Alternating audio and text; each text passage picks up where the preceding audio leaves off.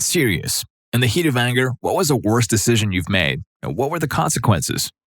Story 1. I faked being sick to get back at my boss, and now I don't have an appendix. When I was 19, I worked at a summer camp as a sort of supervisor of a group of counselors. There was an event coming up, and I wanted to take a day off in order to attend it. My boss insisted that it wasn't possible for me to take the day off, so I decided to call in sick because it pissed me off. Now, knowing that I would need a note from my physician, I actually went to the doctor the following day. My normal doctor was not in, and a nurse practitioner was filling in. She did a pretty thorough exam, poking and prodding my stomach and asking if it hurt, etc.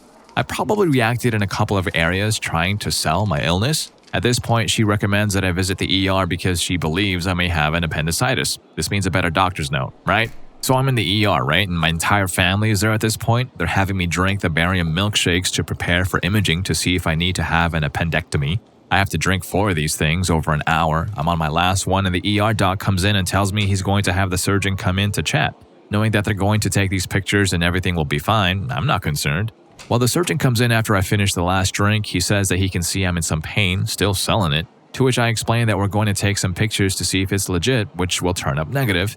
He then explains that he doesn't need the pictures and we should just go to surgery now. 10 years later, I'm appendix-free and to this day still haven't told my family. Story 2. Not myself, but my dad used to have a serious drinking problem. One night when I was in high school, I was driving home from work and the town I lived in was pretty small. I ended up driving behind a truck that I was pretty certain was my dad's. Now, I should add that I was driving with my brights on because one of my headlights was messed up and it didn't turn on without having the brights on. While I'm driving home thinking how funny it is that I ended up behind my dad when he slowed down and came to a complete stop at a curve where I couldn't get around him. I was very confused. He got out of his car and started screaming at me from his car. He's calling me all sorts of names and grabs a Frosty from Wendy's and throws it at my car. He ended up throwing it so hard it dented the middle of my hood. I was absolutely terrified. He'd gotten mad like this before and I seriously had no idea what I'd done to piss him off. He starts walking towards my car, and even though he was a good distance away, I could see the look of rage in his eyes. I was physically shaken, so much so that I couldn't even manage to cry because I was so terrified. Turns out my dad had gotten into an argument with a guy in the Wendy's parking lot who had a similar car, and since I had my brights on, he couldn't tell it was me, not to mention he was probably drunk. When I got to my door, I assumed he planned on grabbing the dude out. He just stopped frozen. He got back in his truck and drove away. When I got home, he walked into his room, grabbed a bag, and left to stay in a hotel and start getting help. He couldn't look me or my mother in the eye. Story 3. Not me, but my brother. Hope the entertaining story makes that okay as a submission. So my brother is a rageaholic, especially when playing Xbox first-person shooters. He's thrown and destroyed about 5 or 6 Xbox 360 remotes. These things range from $50 to $60 each, and he doesn't buy off-brand knockoffs. So one night during a peak of extreme intensity, he was moments away from smashing another remote. Hand raised in the air, ready to be smashed to the ground as hard as possible. Suddenly, a brief, lucid thought crossed his mind. Perhaps I shouldn't do this. It's going to cost me another $60 if I break this one.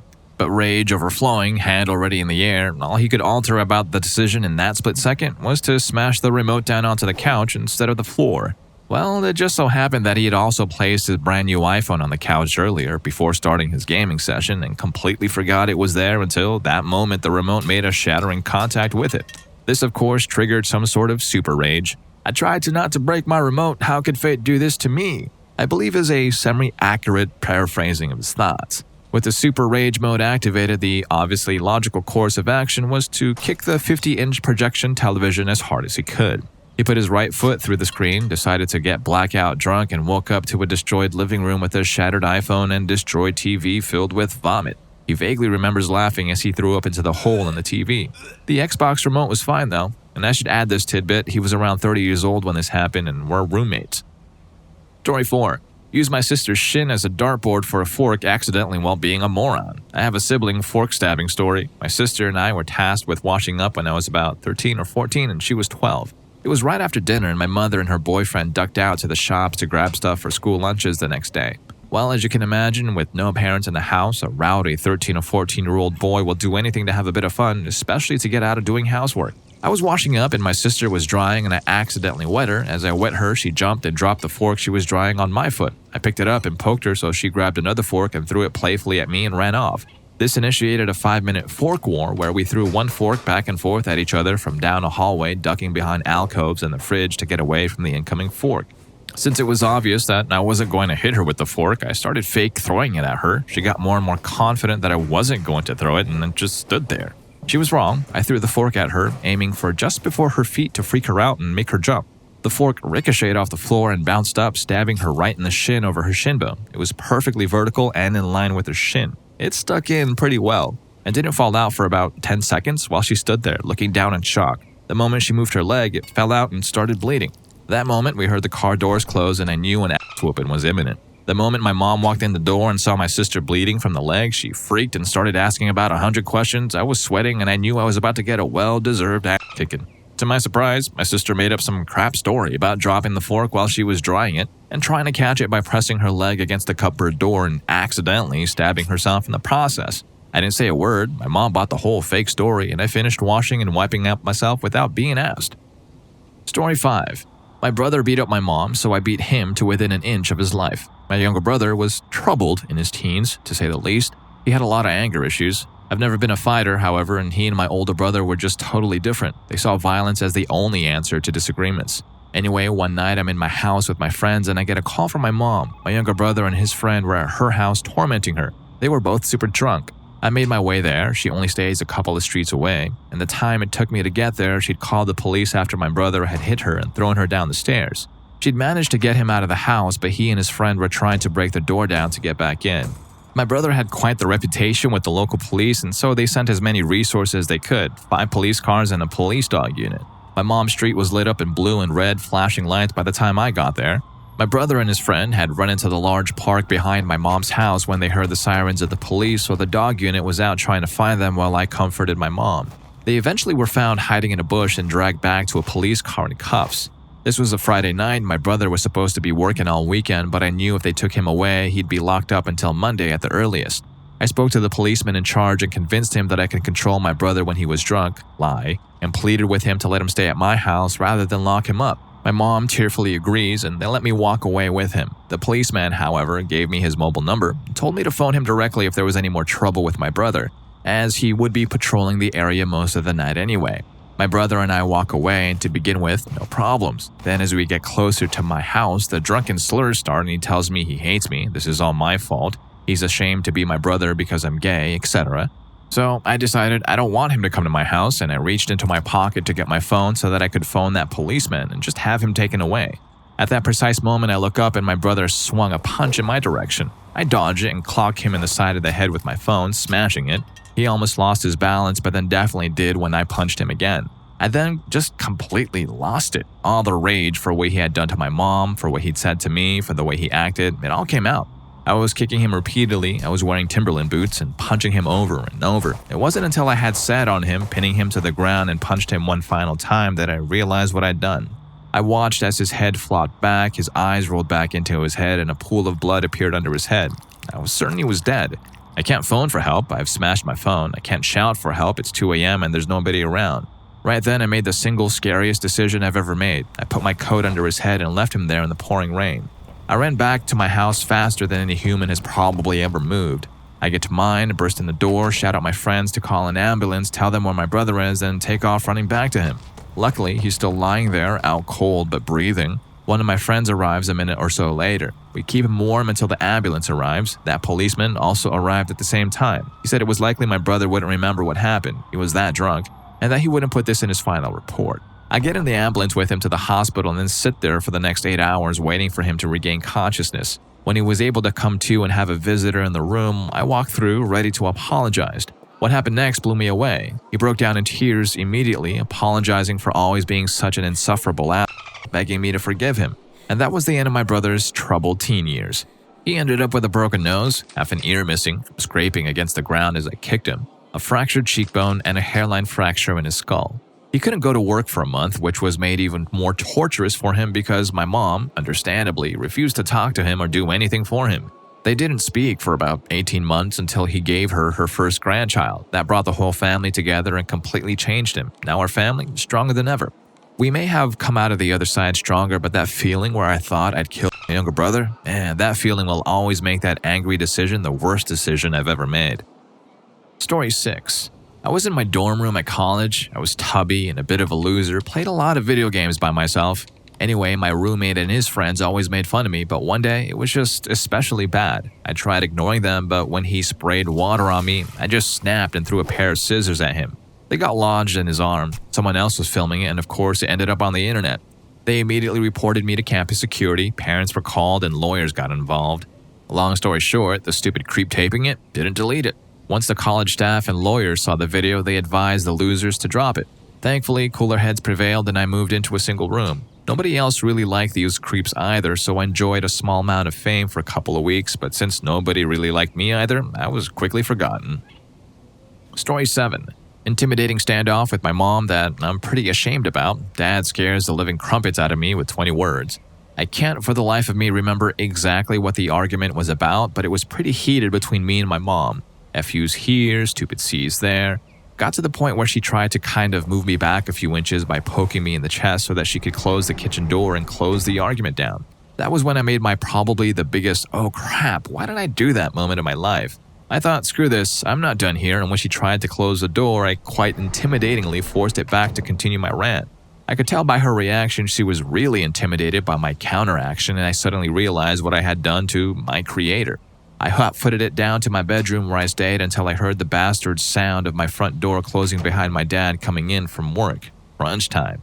Dad came up to my room about 15 minutes after walking through the door and quite calmly said to me, "You might be my son, but she's my wife. You do not want this to happen again. Understand me?" I nodded. He left. Might not be very intimidating words to others, but to me, at that moment in time, I seriously thought I was done for. To this day, I look back and just think what a crappy move that was by me. Story 8. There was this kid at my school who was openly gay. No big deal, I'm all about equality. Except this kid was convinced that he could get with me and make me gay. Every day he would try to flirt with me and make me super uncomfortable. One day I was changing after basketball practice, and he came into the locker room and smacked me on the ass in front of all my friends. So naturally, I beat the crap out of him. I'm a big guy, just about 6'3". The gay guy was maybe 5'6". My friends had to pull me off of him, and when I looked and saw what I had done, I realized the severity of my action. He was covered in blood and was barely conscious. I thought I had hit him only a couple of times. His parents freaked out, and I was almost expelled for committing a hate crime. My parents are convinced that I hate gay people, and they made me take a violence tolerance class. He moved schools, and I saw him at a gas station once, and he cowered in fear. It sucks to be the bad guy in somebody's life, and if I could go back, I would, but I can't. Story 9. Many years ago, me and my ex-girlfriend were supposed to meet up after our respective parties. I get blackout drunk, wake up alone the next morning, try calling her and texting, no answer. After a while, I get pissy and leave angry messages on her answering machine.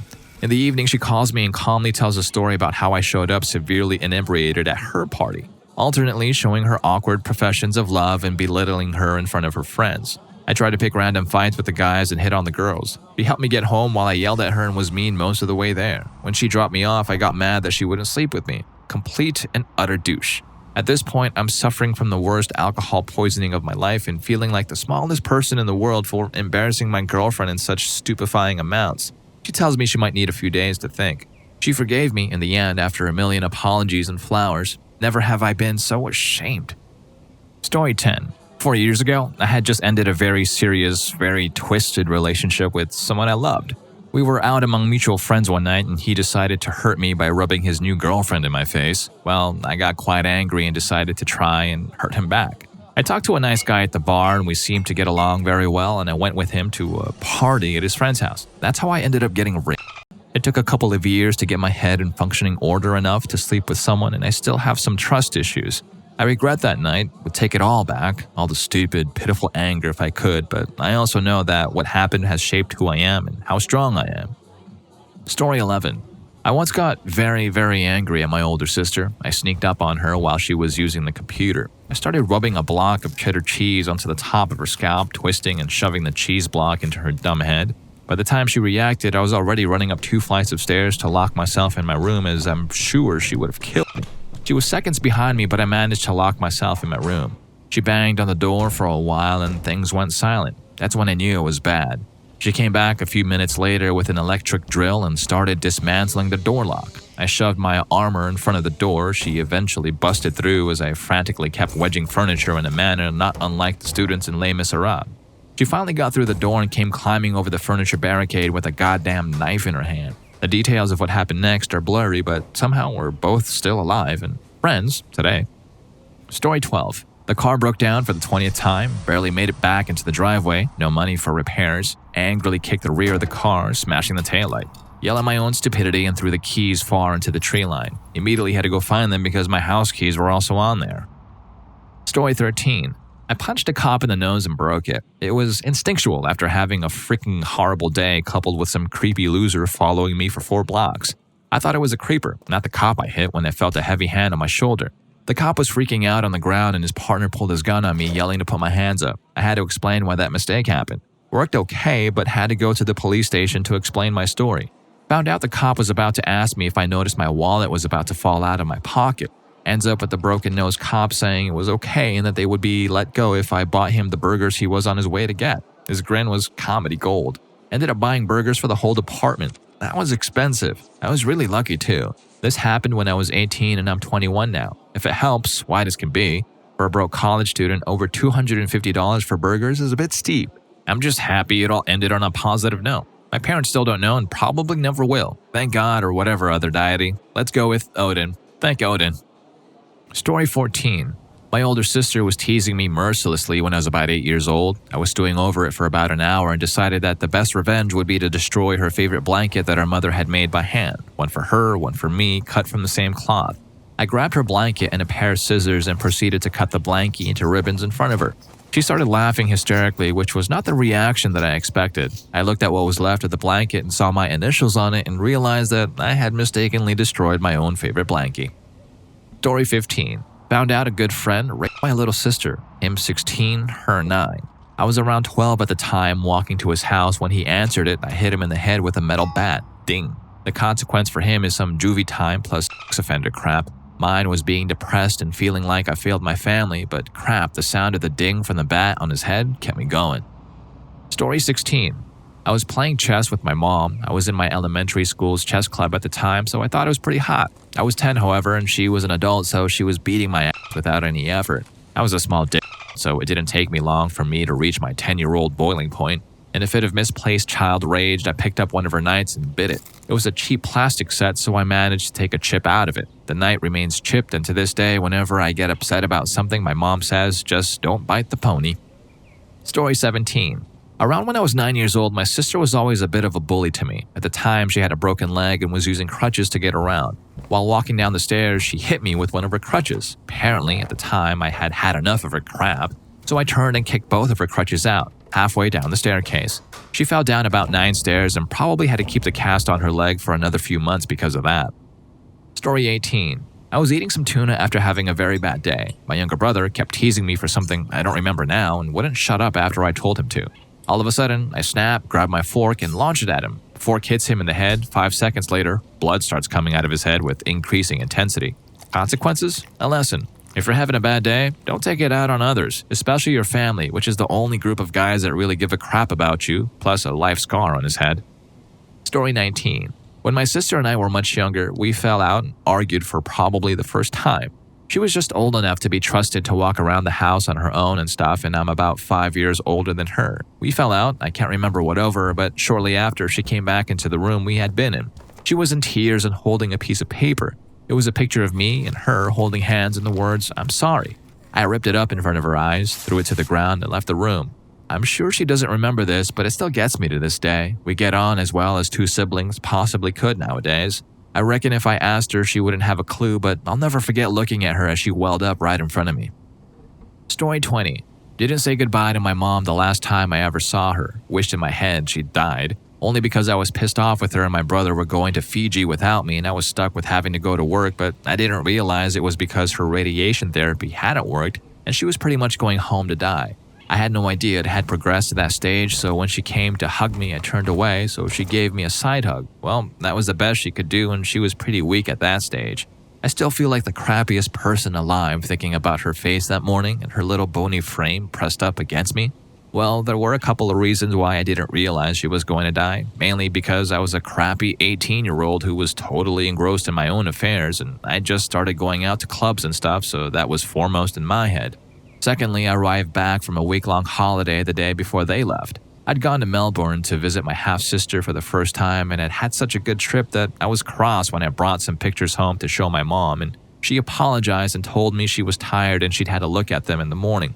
While I was away, her doctor had come for a home visit and given her a month at best, and I wasn't told about that until after she died. Nobody really told me anything about that stuff. My parents were divorced, so dad didn't know crap. My brother at home was 13 at the time. Mom's friends seemed to think that I was heartless and disinterested, so they never filled me in on anything. And my best friend told me in the days after she died that the gossip was that people couldn't believe I'd gone away for a week while my mom was dying, and that my friend also presumed I didn't love her.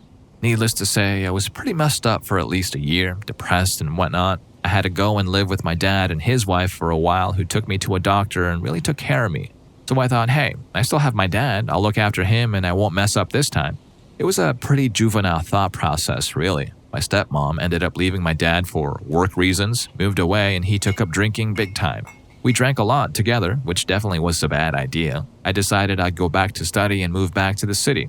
Dad didn't do so well coping on his own. Long story short, he ended up extremely sick and broke in a nursing home because none of his older kids from his first marriage wanted to help, and my little brother and I didn't have money to look after him. I used to visit him on weekends. He had alcohol-related dementia, which worsened over time. The last time I saw him and he was properly awake, he mistook my friend who came along for me and treated me like we'd just met. I was a bit annoyed, but even more so when this same friend told me shortly after she'd had sex with my now ex-boyfriend. So I didn't go for a couple of months and he ended up in the hospital and died like a week later.